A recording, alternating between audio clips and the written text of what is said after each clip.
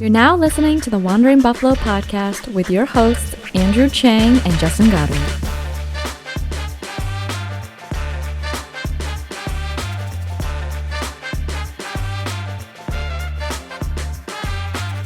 Hello, welcome into another episode of the Wandering Buffalo podcast, a show here on the Buffalo FAMBase network. My name is Andrew Chang. Alongside me is my co-host, Justin Goddard. Guys, we got to talk about the NFL draft. It is literally right around the corner. This episode is dropping on Monday, so Thursday is the first day, I believe, and we would definitely be remiss if we didn't bring in a writer and draft analyst for the Buffalo FAMBase network, the originators of Bills Mafia, our guy, the number one statistician that I know, Dean Kindig. How you doing, man? Doing good. A lot of gardening today. We had 75-degree weather, and it's like I don't care if it snows tomorrow. I got a lot done today, and the yard looks neat enough because it's going to be in disrepair for the rest of the week.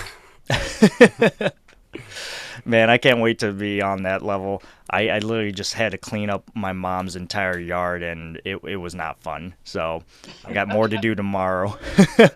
So we got our guy Dean on here because we're going to do a little bit of a mock draft, and we don't know how Brandon Beane operates. We can make assumptions. We can take guesses, and I don't want to speak for you, Dean, because you have put together quite the big board, if that's even an accurate description of this document. But I'll let you take it away here. Well, how would you describe this document that we're about to share with the viewers?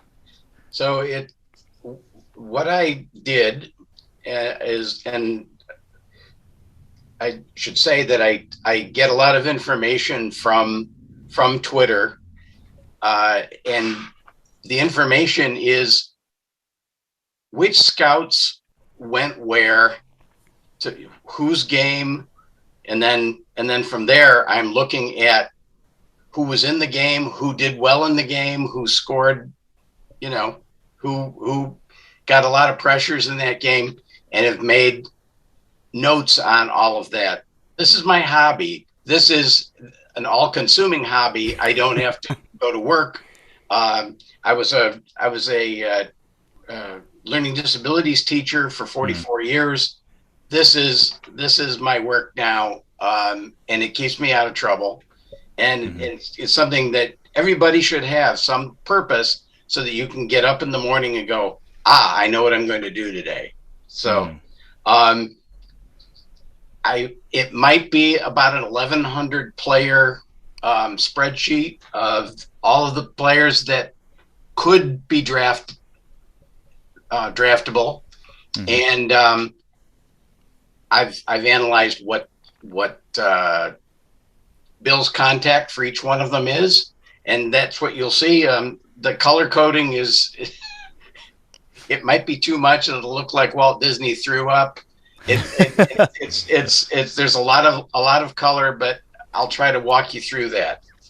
Absolutely. And for those of you listening, we'll obviously just, try to best describe it as we go. But like Dean mentioned, he did a really good job of going through what available information there was for each player that was related to the Buffalo Bills, and watched countless interviews of these individuals. And you said there's roughly 1,100 people.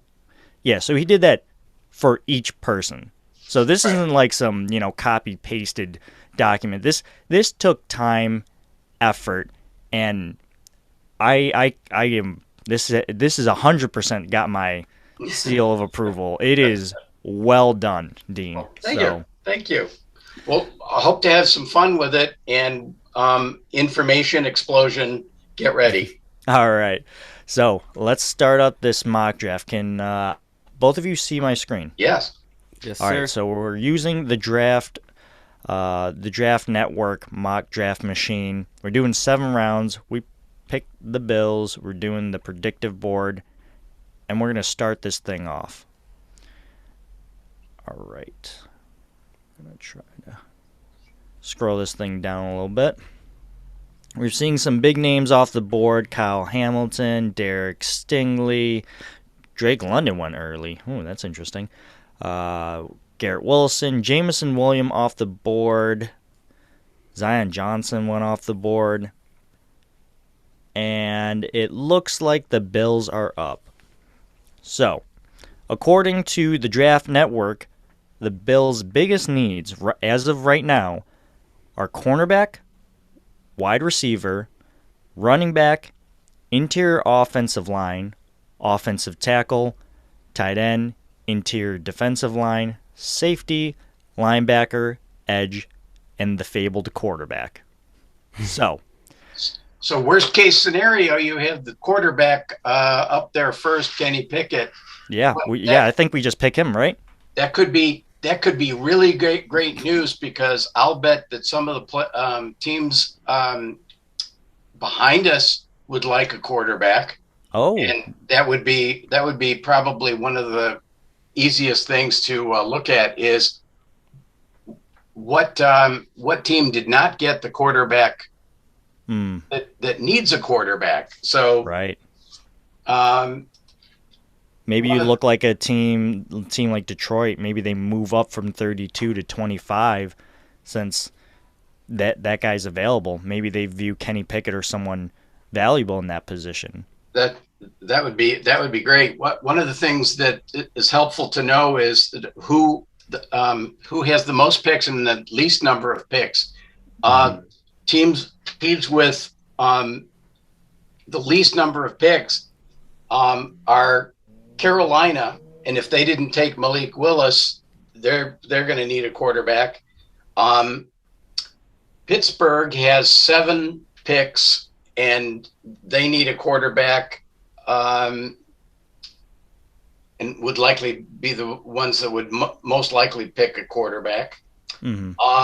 Other people that might move up for other reasons. I noticed that Devin Lloyd is second there.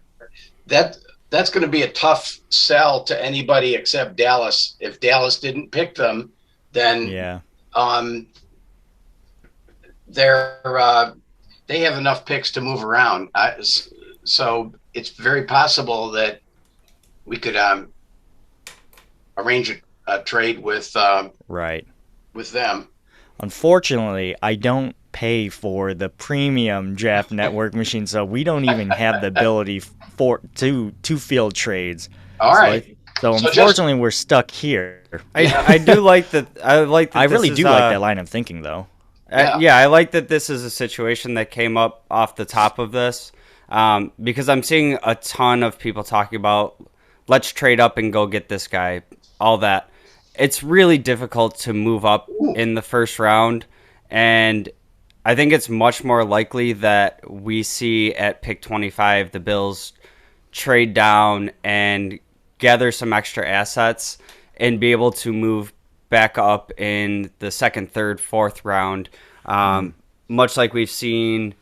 We saw it with Cody Ford. We saw it with Dawson Knox. Some of those smaller move ups, because when you're talking about moving up in the first round, it takes a lot to get it done. Okay.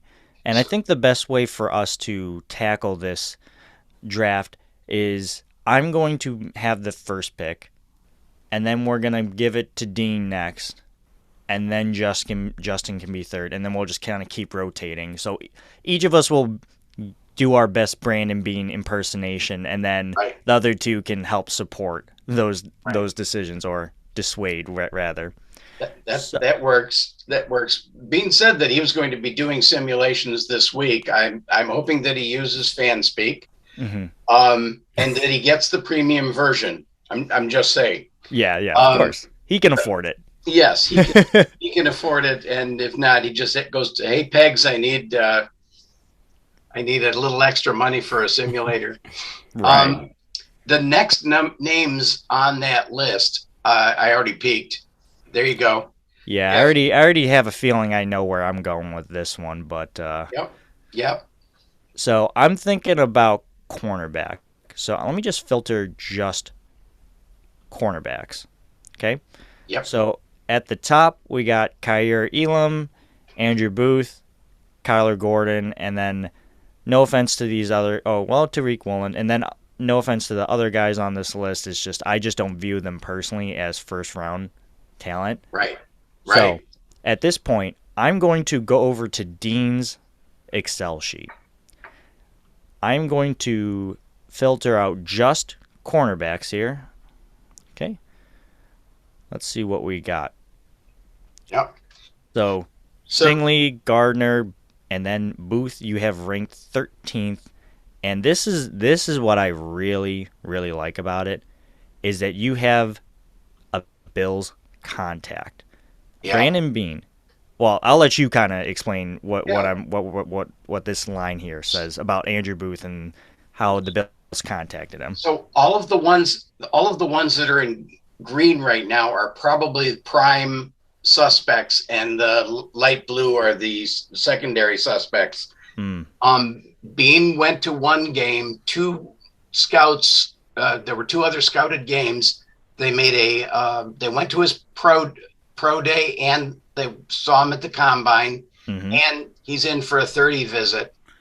His interview is in the top tier, and I just have like A++, A++, A+, and A. There are a couple of B's, but not in your first round.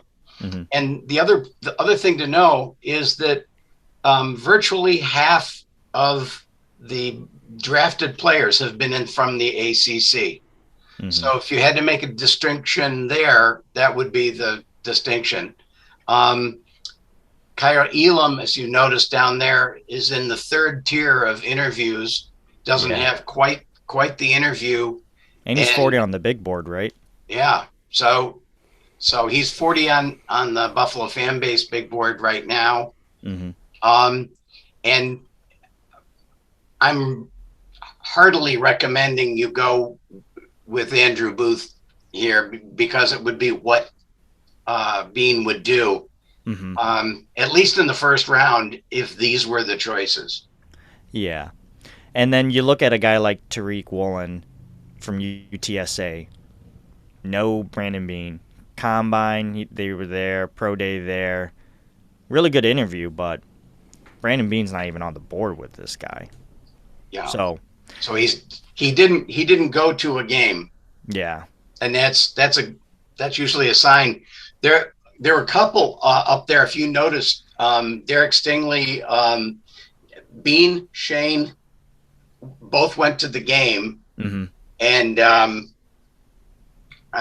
forgetting who Brady was. That'd be Joe Brady. Yeah. Yeah. What is his relationship? QB's coach. I think that he had a connection with the Bills. Yeah. And I'm not sure which. Oh, from his LSU days. Is it Joe Brady? Yeah. Yeah. Okay. So there might be another consideration. If he had gone up to get somebody, right? It could be him and Ahmad Gardner. You notice Beane or Shane did not go there. So yeah. I think personally, for me and Justin, I don't know if you can dissuade me in this particular area, but I'm really gravitating towards Andrew Booth. The only other prospect that kind of draws my attention is Kenyon Green, and we can just look at him real quick. But I am really liking the value of a guy like Andrew Booth. Well, as you start looking at Kenyon Green here, I'll just kind of say my piece on Andrew Booth. I'll say the last 5-6 mock drafts I've done, I've had Andrew Booth falling to me, and I try to switch it up and see kind of different scenarios and how things play out for me. When he pops up on my mock draft, I can't say no to Andrew Booth. Yeah. The only thing I would really say to counter you is some of those other guys you mentioned, in particular, Tariq Wallen. If we were to, hypothetically trade out of the first round and take our chances on securing him in the second round. I think and we saw on the spreadsheet that Bean hadn't gone to any of his games. He feels like a Brandon Bean pick to me. The swinging for the fences. Yeah, the converted position, the having the traits. It's kind of like the high risk, high reward. Yeah. It might take a couple of years for him to really pan out, but that, as far as if we're staying here round one, I'm not going to give you an argument away from Andrew Booth. Andrew Booth it is.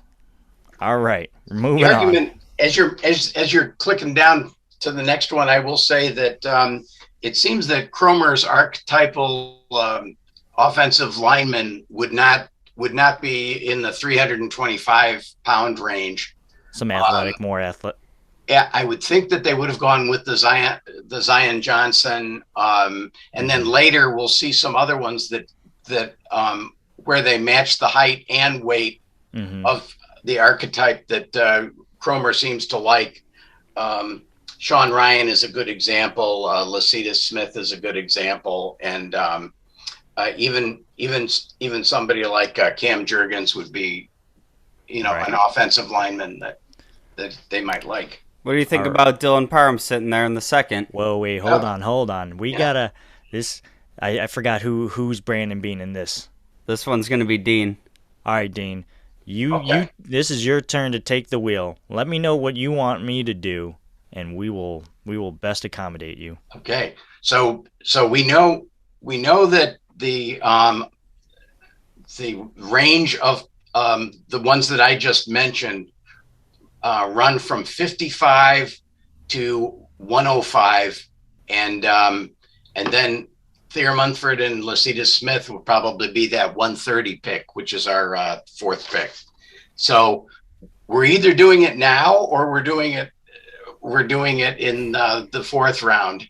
Mm-hmm. So we can decide that way. Are these the top players on the board? Yes, I can filter by position if that could help you, but right now looks like the top player on the board is Sam Howell. We're probably not going to do that. Travis Jones, Matt Corral, Isaiah Spiller. Let's see here. Dylan Parham, as Justin just mentioned. Logan Hall, David Bell, John Mechie, Josh Pascal, Isaiah Likely, and then, well, you can read. Oh, and then Calvin Austin at 73. Right. Well, he's going to go according to his board, and that's what I'm trying to channel here. Mm-hmm. One thing you should know about Travis Jones: they sent a single scout and never went back. He is top 3 in pressures per game, but the value for that position is either fourth round Neil Farrell or DJ Davidson, if in fact Jordan Davis and Fedarian Mathis are gone. So that would be the defensive line situation there. 2X being there meant that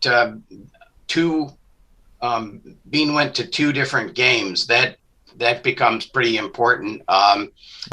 That was Phil Mathis, and it was Haskell Garrett, which would be that 130 pick again if you wanted to save up. Right. That would be a good one.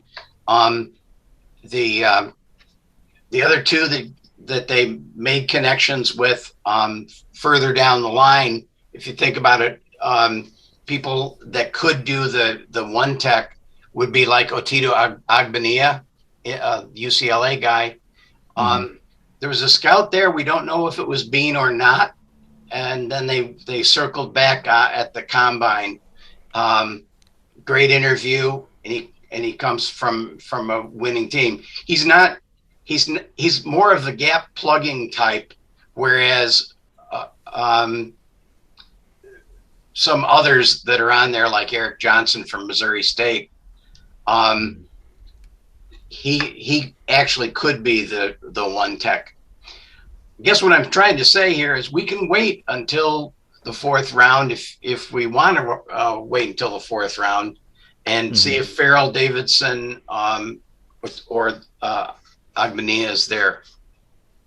But it'd be sure nice to right now to look at what playmakers, because by the way, that's what sells tickets. Wide receivers, running backs. Mm-hmm.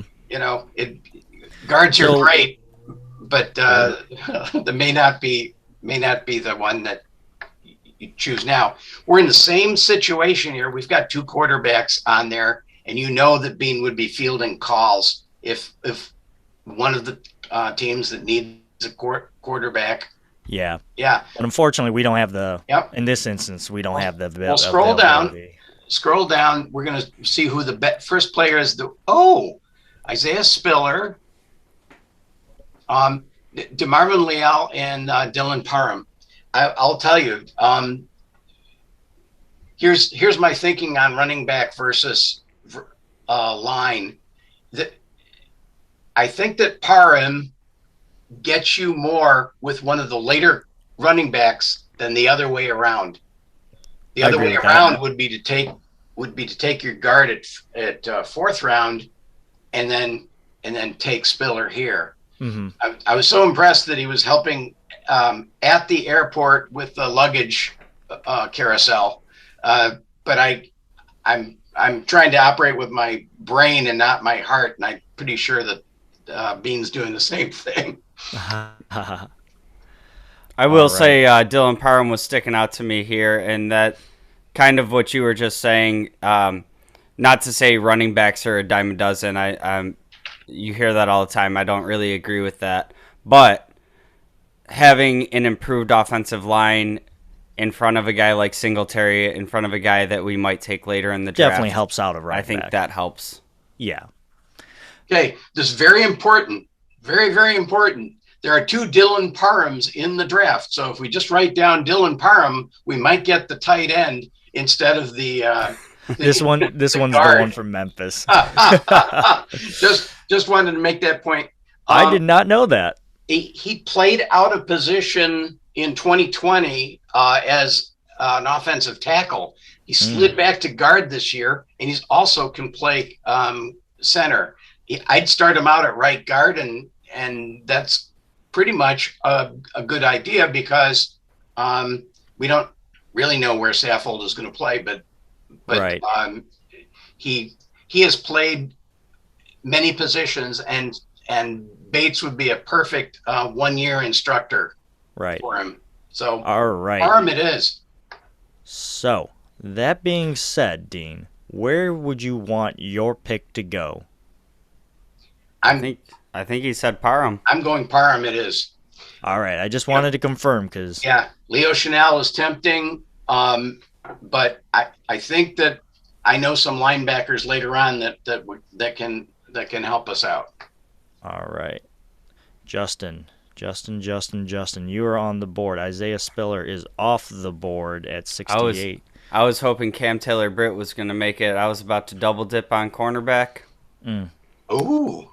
We'd be moving away from being predictive, taking 2 cornerbacks in the top 3 rounds, but all right. As pick 89 here approaches, Justin, what do you do? Okay, so I'm in a position here where I think wide receiver and running back, they're left as the 2 biggest team needs. I'm not sure that the talent is going to match up at this point. There's not really any receivers that intrigue me too much there. I like Romeo Doubs. Could I see the running backs, please? Yeah. Let's see here. All right. We got Jerome Ford, Jerome Early, McCormick, Davis Price. Oh, I'm sorry. I didn't realize I was all the way down there. Rashad White, James Cook, Tyler Those Beatty. are available. Okay. Yep. Okay. Are those the top 3 right there? Yep. Okay, I can tell you a couple of things about who you have there. Rashad White was scouted 3 times. He in the scouted game, one of the scouted games, he was 13 carries for 96 yards, 7.4 yards per carry, had a touchdown, and at the time he led the NCAA in rushing yards per average with 10 yards per attempt. Mm-hmm. So that was 7.4 yards per attempt. Javon Hiley was 11.5 yards per attempt. He had the ball 10 times, got 115 yards, including a 70-yard scamper and 2 touchdowns. He's pretty much Breida, 5'9", 190, 432, 40 was his max. But at the combine, he was 4.52 in the 40, which was disappointing because that's the slowest of all of these except Singletary and Moss. And Bean and Hickey went to the Ole Miss game. We'll try to figure out who that was. Ely, Chandler, and Corbin in the actual draft could also be your kick returner. So there's some. Rashad White's one of my favorite players in the draft, and White and Cook are really good at receiving. So you can. So I'll say before that information you just gave me, I was leaning Rashad White. I think there's kind of a steeper drop off at running back than we usually see at this juncture. Yeah. And that pass catching ability that he gives me out of the backfield. I think Singletary is better than a lot of people think, but I'm not fully on board with Zach Moss. And the two of them as receiving running backs, I'm not fully there on. So I'm going to make the pick. It's going to be Rashad White. Yeah, I like that pick there. According to this big board, he's at 70. We're at pick 89. As Dean mentioned, there's a scout, 3X, combine, Senior Bowl, Pro Bowl. The Bills. He's on the Bills' radar. They've been keeping an eye on him for sure. And keep in mind, they went to Arizona State, and the highest player on the board from Arizona State is Rashad White. That's usually a good sign also. How do you like his pass catching ability? Awesome. He's at 10.6 yards per catch.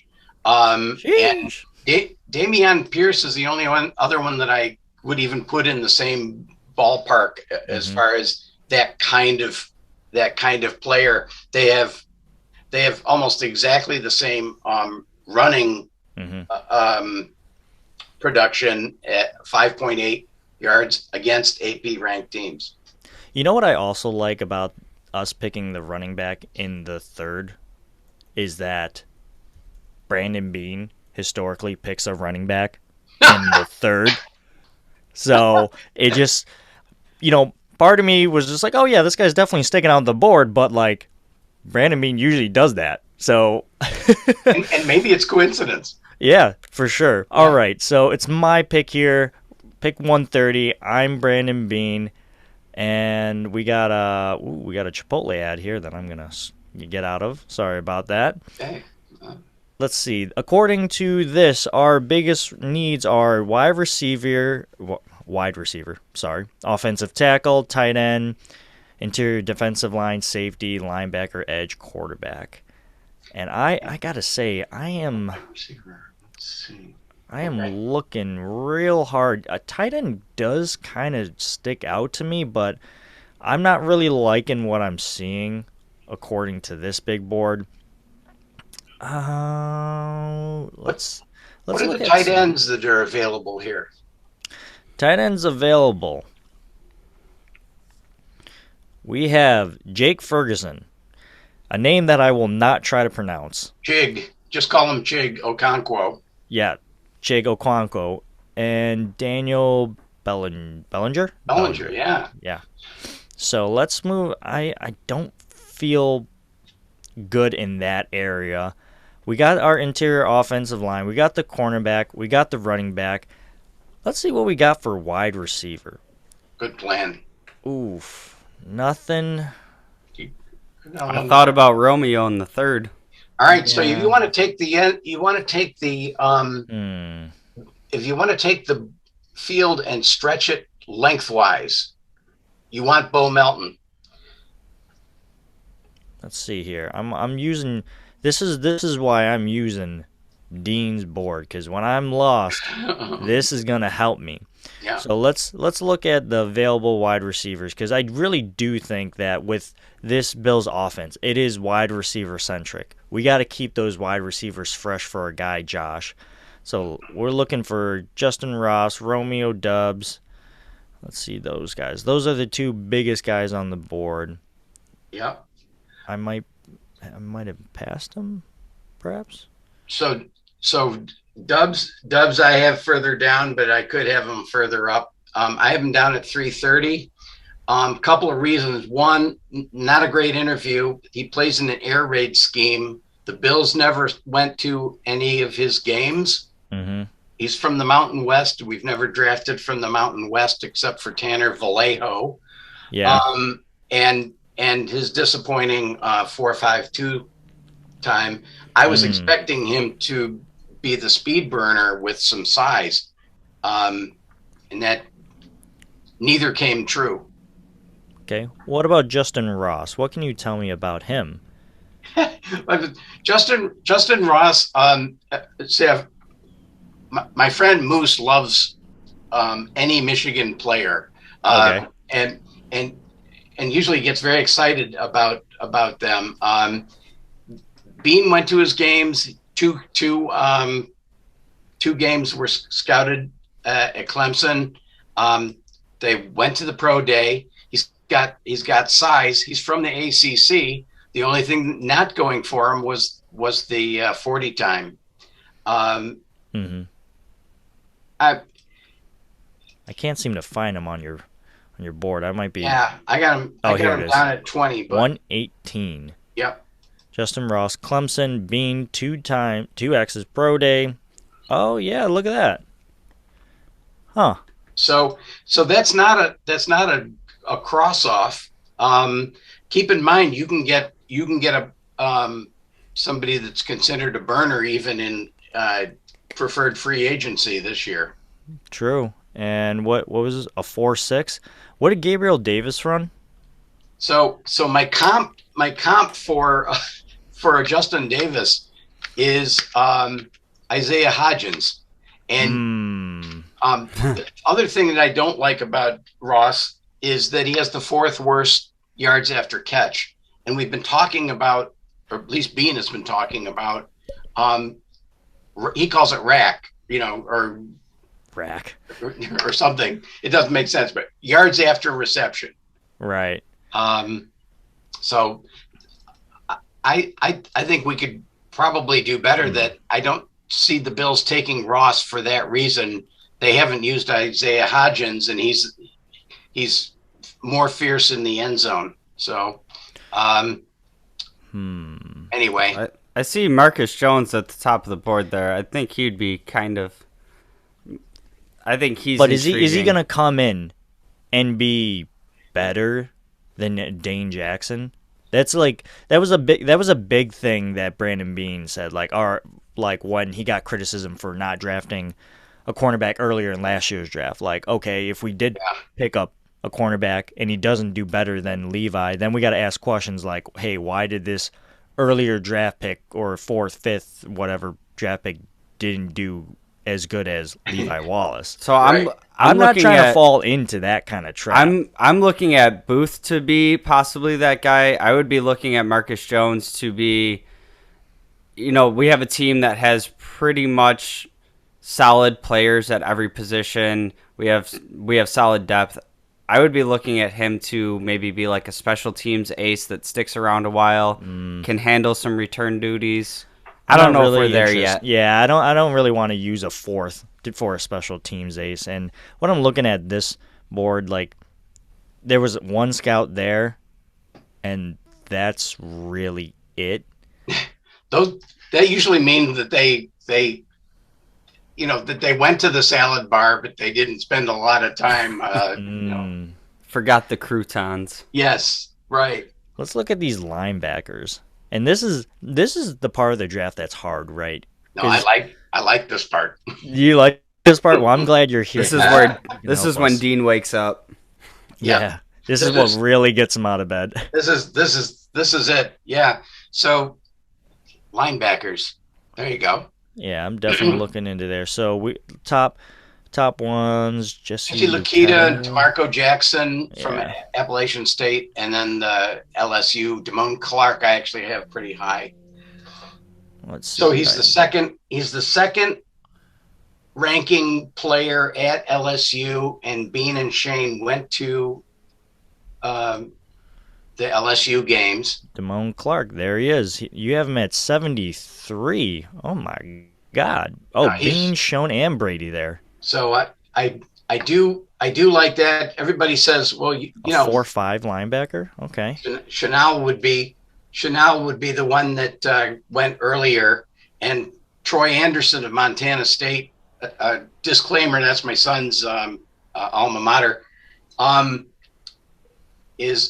They run a 4.25, and JoJo Doman. They also run a 4.25. The guy I like the most was one that was not scouted by the Bills, and that was Malcolm Rodriguez. I think I know what I'm gonna do, guys. Yeah, and I think I'm actually gonna take Clark here. Okay. Which, according to this, I'd be reaching 24 spots, but knowing that Bean, Shone, and Brady were there, right? Shone at the time when he was with the Bills, and in addition to the fact that these contracts, we see with Jordan Porter, everyone wants to get paid, and that just, if anything, that just shows you that Brandon Bean is doing a really good job of getting these players, hitting on draft picks. But unfortunately, we have a salary cap, and not everyone can get paid. Am I basically saying that Tremaine Edmonds is out of the door? No, but we definitely don't have a backup outside of him and Milano, because a guy like A.J. Klein was released. We can't rely on, well, the Bills could rely on the other guys, but we shouldn't just be so willing to hand them the backup role. We gotta make a cauldron of competition, and that's where I'm going with that linebacker pick. I like the pick because he at the time that they went to the game, he was leading the FBS. He had 79 total tackles. He was averaging 11.3 a game, and he's a character guy. Very loyal. He wasn't pointing fingers during the Bo Pelini firing or any of that. And he was backed up behind Devin White. I think he didn't get his chance. So he's hungry, and he's a character guy. We're going to take a quick break. We'll be right back. Hey, this is Dick DeGroat, Bill's dad. Now back to the show. All right, Dean, it is your turn. I am going to show you the overall best players on the big board here from Draft Network. We got Dominique Robinson, Quandre White, Haskell Garrett, Jerome Ford, Justin Ross. Is there a specific position that you'd like me to filter out to better assist you, Mr. Bean? So here's the thing. If we looked at wide receivers, tackles, and tight ends, okay, that would be just Ducky. All right, let's look at wide receivers. Top 3: Justin Ross, Eric Ezekana, yep, and Jalen Naylor. Thank you. I need hooked on phonics, I guess. No. All right. Okay. Tight ends. So James Mitchell. We need a little more information about James Mitchell. All right. So Bean went to Virginia Tech 5 times. He brought in James Mitchell for a 30 visit. 33.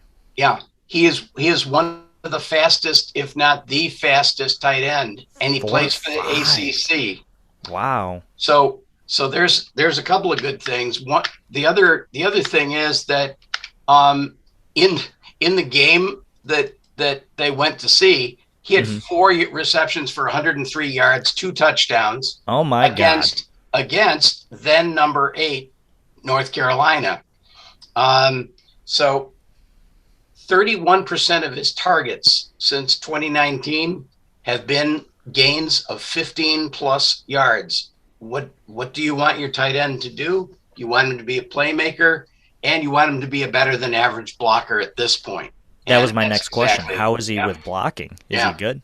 So I gave him a B plus in blocking, and I have about 8 that are better than he. If we wanted to just filter, I can do that over here. I'm filtering out all of the ones that are the best at blocking, and then looking at it here with we probably were looking at the best blocker and the best interview at Trey McBride, but he would have been a trade down in the first round, trade out of the first round, get Detroit's pick, take him. That would be a real good scenario. Jelani Woods, Isaiah Likely, Cade Otton.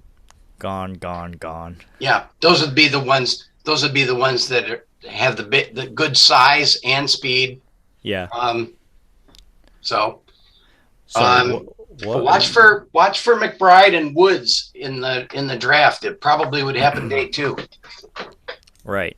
And so at 168, are you going with your guy James Mitchell here? He sounded pretty enticing from what you just told me. You sold me on it. Let's do it. James Mitchell? We're taking James Mitchell because we know we've got a rental in OJ Howard. Right. We can always sign up and get OJ Howard for longer if it works out, but that would be a good bet. I really like that pick too, just because, as you just mentioned, OJ Howard is really here to reset his market. Dawson Knox is really going into a contract year after this one. And then Tommy Sweeney is there, but the drop-off, and this is no offense to Tommy Sweeney, because this man has had to endure a lot in his time in the NFL, but the drop-off from Knox to O.J. Howard and then to Sweeney is massive. And that's something that Brandon Beane is definitely aware of. Yeah. If you're going to use 12 personnel more after this year, makes sense. Yeah, you need somebody in the hopper, and I think that he's a good one for the hopper. I like that, the hopper. McBride and Jelani Woods are probably still in the hopper for me. All right, Justin, you are Brandon Beane. It's round 6, 185. What are you doing? Okay, so first, can you go over to the my picks there so I can just review where we're at with everything? Oh, yeah. So, just to recap, 25, we took Andrew Booth Jr. 57, we took Dylan Parham. Pick 89, we took Rashad White. 130, Clark. Yep. Let's see here. And 168, James Mitchell, tight end. Okay. So I love the way this draft is shaking up because we're filling some of the sneaky future needs. Oh yeah. Do me a favor and filter out on position there. Slide me over to punter. I mean, yeah. Okay, fine. Oh, what I do? Safety on accident. You can't use punt god, and I don't believe he's even here. I don't think he is either. I think he'd probably be sitting right at the top of the board. Because I know for a fact that punter is not a need, quote unquote, for any team on here. So it's just kind of like if he's there, he wouldn't be there. If that makes any sense. You know what? That'd be cheating because he's not going to make it to the 6th round. Yeah. Regardless. Career, I actually have him at 203 on my board. So I've got him as our 6B pick a lot. And if we decide not to go for punt god with his 51.2 career kicks, Right. you could always get Ryan Stonehouse, Josh Watts, or Ryan Wright in free agency and save yourself the draft spot. All right, we're going to save the draft spot. Scroll down that big board for me. There's a guy that was sticking out to me. What position are you thinking? Josh Thomas was a guy that's sticking out to me at this point in the draft. Did I pass him? Yes, you did. Oh God. Let me have the mouse. This is kind of, again... No, that's a good guess. Yeah, that's somebody at this point in the draft that I think he could kind of be a developmental talent. That's the kind of guy that, saying that we didn't draft Andrew Booth in this draft, it's the type of guy that I would see being looking at. Kind of the later in the draft guys. You think about Dane Jackson. Do you think if he comes in, he automatically challenges Dane Jackson, or do you think... I don't think so. I think at this point in the draft, you're in the 6th round, you're not really expecting a day one starter. This is kind of more quality depth for me at this point. And that's... But at the same time, you can't just... Pick. You can't necessarily expect... You can't just give Dane Jackson the starting cornerback role too, right? You got to challenge him a little bit, which is why I do like this pick. Yeah. If this is your pick here, and especially considering that the Bills contact here, Scout, Senior Bowl, Pro Bowl day. It's even better than that. And this is the first time I'm dropping this little nugget. Ooh. I also breaking news. I also track where the Bills plane goes, and he was in Nacogdoches, Texas. This was after the season, and guess where Josh Thompson lives and trains? That place. There you go. So where the plane was. Yes. Yeah. So where the plane was. I'm not going to try to produce that. But you're talking about a talented, serious, productive, learner type guy who's willing to learn anything. That is a great pick, and I was hoping we would get two. The only other guy I like is Donovan West. So, but I won't talk you out of yours. Yeah, I really do like that pick, Justin, if that's your pick. Yeah, I think he could come in. He could compete with Dane Jackson. We're talking guys that were drafted in the same round, right? And Dane Jackson's got a year under his belt. Yeah, that's the pick for me. Justin, I got to say that might be one of my favorite picks of this draft, right next to the tight end pick.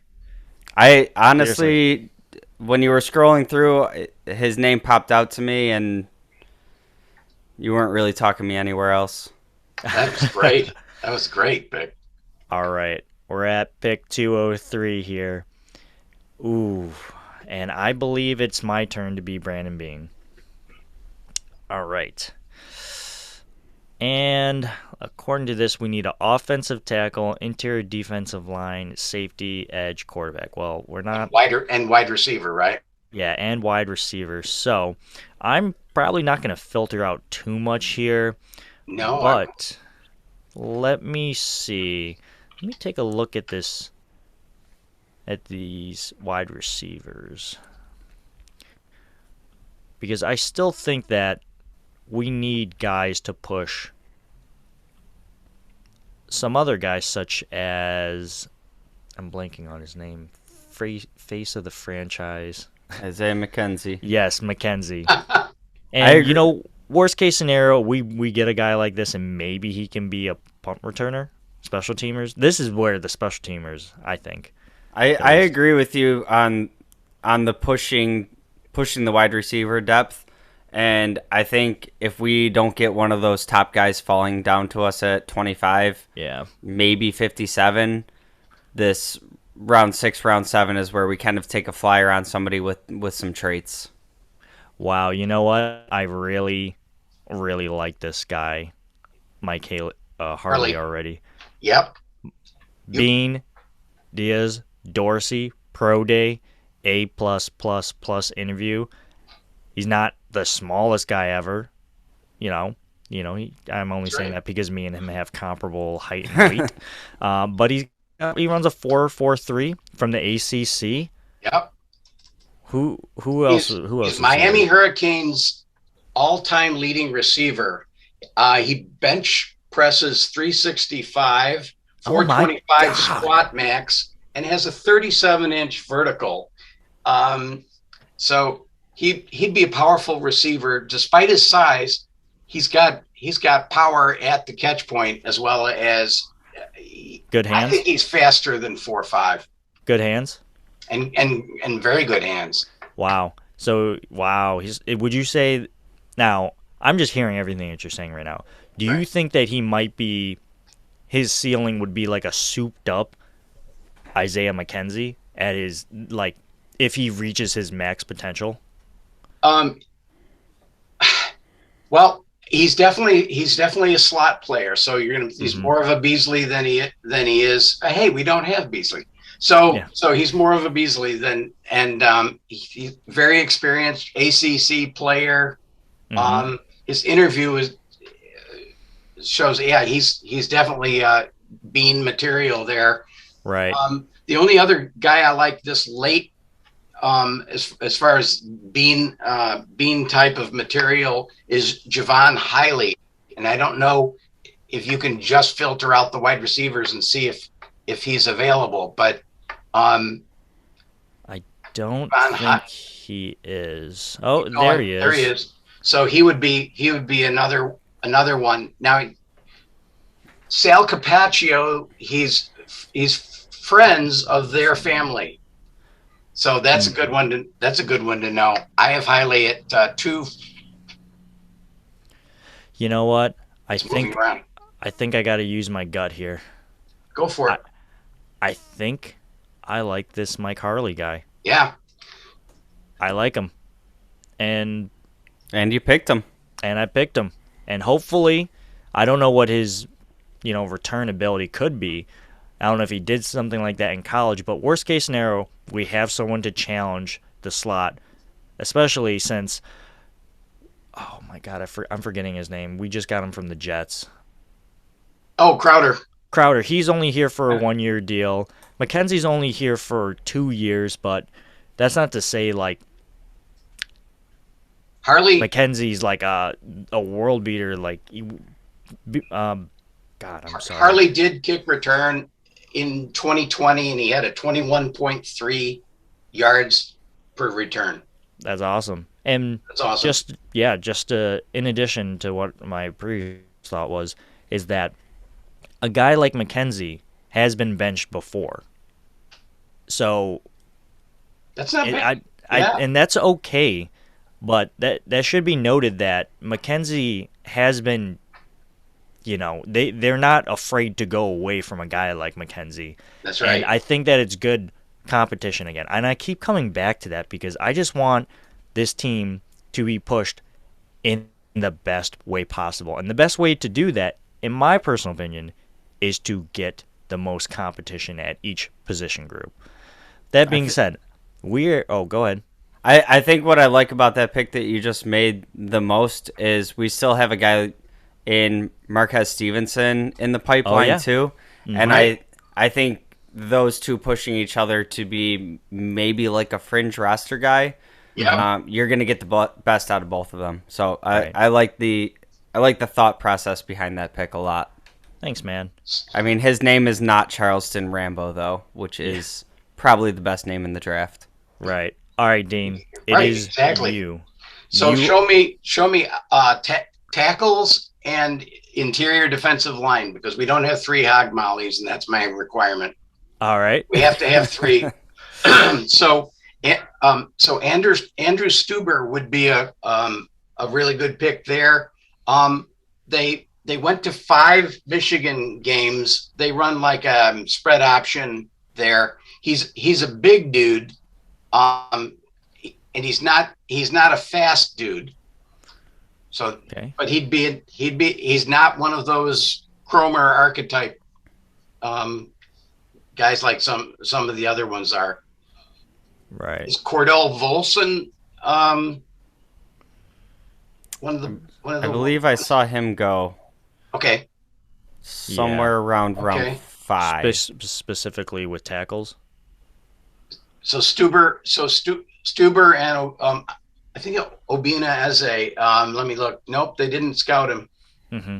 So it's very possible that they don't do anything at offensive tackle, and they get somebody that has been accessed after the draft.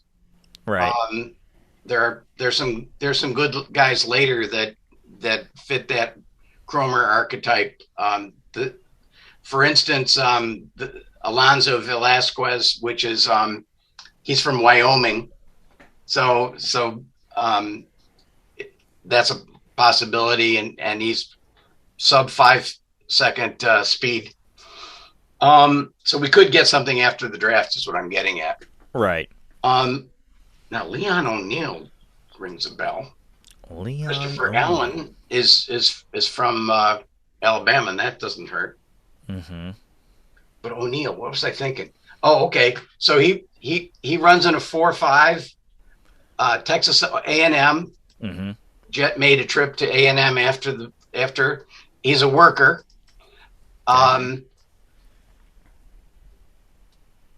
Yeah, I'm not sure why he even went to Texas A&M, because he got offers from a lot of other schools.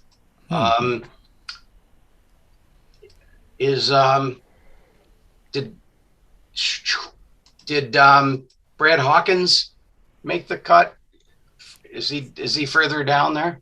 Let's see. Oh, well, Bubba Bolden did. That's Bubba Bolden did, but I I've don't got see him anyone higher. else. And Gemmel, if you wanted a linebacker that's outside, no, he did inside. Never mind. I think we may have to just get BPA here. It's either Christopher Allen. Well, I know where I would go, Kanye Thomas, but I don't want to sway you too hard. I think we go safety. That's safety out of Texas A&M. And the reason why I'm saying this, and I don't want to sound like a broken record here, is because we don't know what the status is with Jordan Poyer and this whole situation. And not to mention, Micah Hyde is getting up there, but hey, I mean, Wanye Thomas he's 6'2", 217, and big boy. he's the number one prospect at Georgia Tech, and they went to his pro day. So that maybe they were looking further down. There are other ones that aren't on there. What do you think, Justin? I would personally co-sign on safety. I think this is safety's a nice position to have for guys that contribute on special teams as gunners, as coverage guys. And we're talking a guy that, will he even make the roster? We'll see. Yeah. But if they do, the athleticism usually from a safety is going to be able to contribute in more than one way on special teams. So I like that as a final pick in the draft, but this one's Dean's. And here's one other thing to think about, is that there are still 8 safeties that will be undrafted or probably will be undrafted that have played in the 4-2-5 that the Bills run. So that's something to think about, is that they went to a few pro days. Players like Elijah Hicks of California, Quantrez Knight, Wanye Thomas. We just saw his name up there. And he's the best player at Georgia Tech. So my recommendation would either be to hit the safety there, or try to get one of your gap plugging one techs. And I don't think they separate them out on TV. No, they don't. But I can tell you who you'd be looking for if you wanted to go in that direction. Down at that end would be Marquand McCall, Jonathan Ford, DJ Davidson might be there. And some of them are still top 5 in pressures per game. Doesn't look like. Yeah.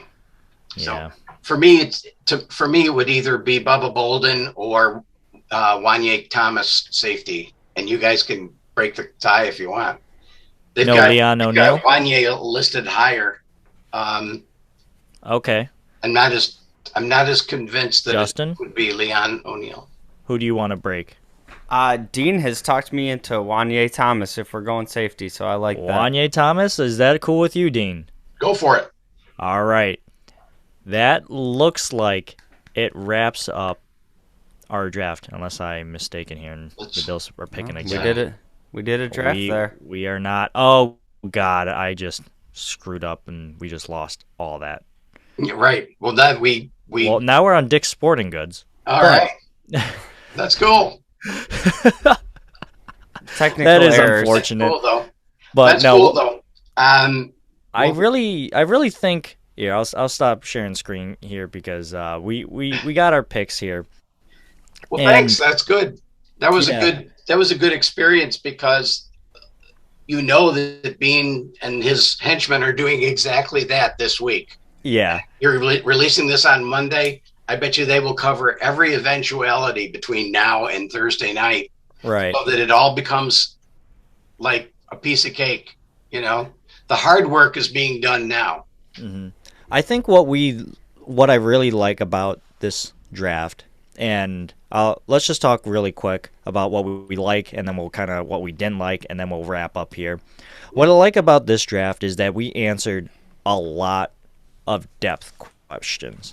Personally, I think we pushed a lot in terms of our depth to get the most out of our players, and we got that high drafted cornerback that I know a lot of Bills Mafia is pounding the table for, and I think we got a real good one with Andrew Booth in our first pick.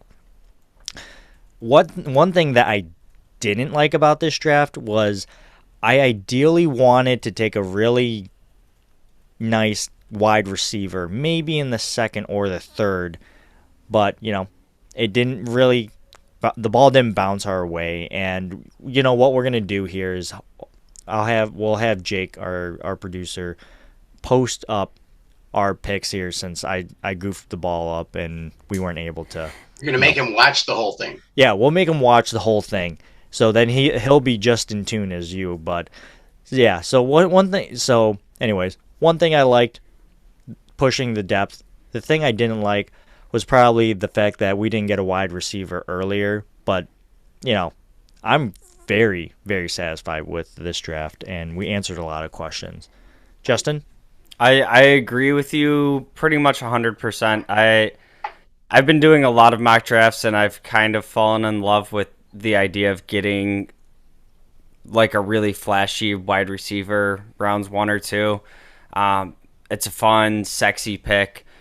But the way the board was shaking out, it wasn't really there.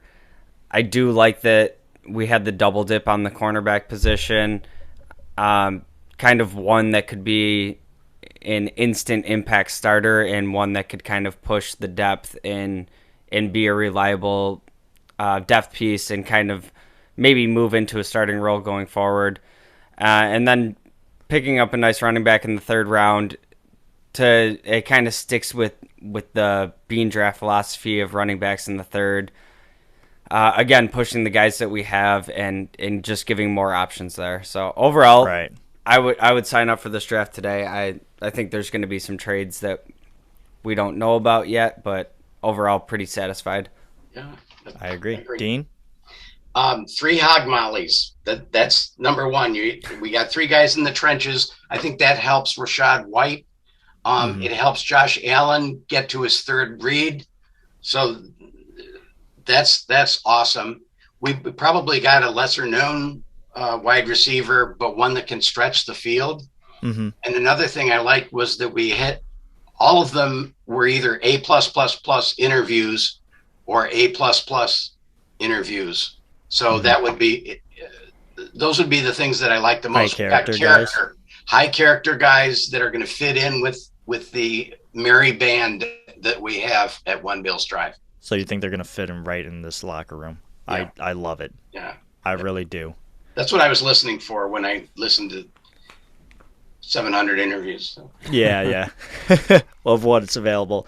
Right. Well, anyways, guys, that was a great episode. And, Dean, thank you so much for being a part of this. Why don't you tell the viewers and listeners where they can find you and your work and your crazy mad scientists like? Well, the easiest way is my at TC Bills Astro right there. On Twitter, because I spend most of my life on Twitter. Just ask my wife. And the other place is Buffalo FAMBase.com with the M, FAMBase. Right. And I'm writing stuff there. But ask me nicely, and if you've got to this part of the podcast, ask me nicely. I'll probably share my spreadsheets with you. They're absolutely useless after Saturday. Yeah. So thank you very much for doing this, Andrew. No, thank you for being a part of our podcast. And that being said, that's going to wrap it up for today's episode. Make sure you like, comment, subscribe, and review our podcast. It means the world to us. And you can always find us on most social media and podcasting platforms, and even on YouTube by searching up the Wandering Buffalo Podcast. You can find me by searching up 2 Changs. Justin, where can the people find you? You can still find me at jgods22. And as always, go Bills.